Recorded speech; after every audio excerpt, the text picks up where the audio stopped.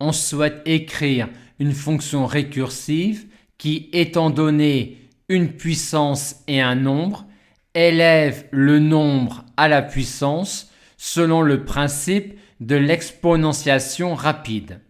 Imaginons que je veuille élever 7 à la puissance 241. Je commence par écrire la division euclidienne de 241 par 2, ce qui me permet de dire que 7 à la puissance 241 sera obtenu comme le produit de 7 à la puissance 1 et du 49 à la puissance 120. Et pour calculer 49 à la puissance 120, on réapplique le principe de l'exponentiation rapide. Peut-on programmer récursivement l'élévation à une puissance entière d'un nombre entier selon le principe de l'exponentiation rapide?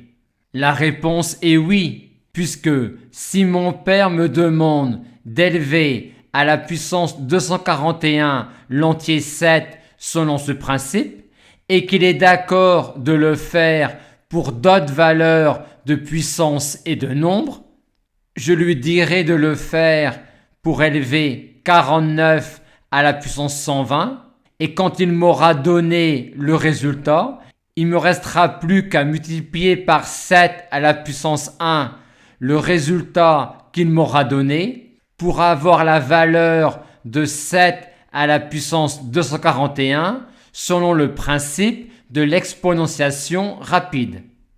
Et notre fonction récursive aura une architecture qui va ressembler à cela, avec comme classiquement ici une partie entre guillemets initialisation et ici une partie entre guillemets hérédité. Et pour savoir pour quelle valeur de nombre puissance on passera par la partie initialisation, il faudra se demander comment la partie de ping-pong entre le père et le fils va se terminer. Le père demande au fils d'élever 7 à la puissance 241. Le fils lui demande alors d'élever 49 à la puissance 120. Ensuite, le père va lui demander d'élever 49 à la puissance 120 et ainsi de suite. Et quand et pour quelle valeur de nombre ou et de puissance arrêteront-ils leur partie de ping-pong? On pourra également essayer de programmer l'élévation à une puissance entière d'un entier selon le principe de l'exponentiation rapide dans une version non récursive.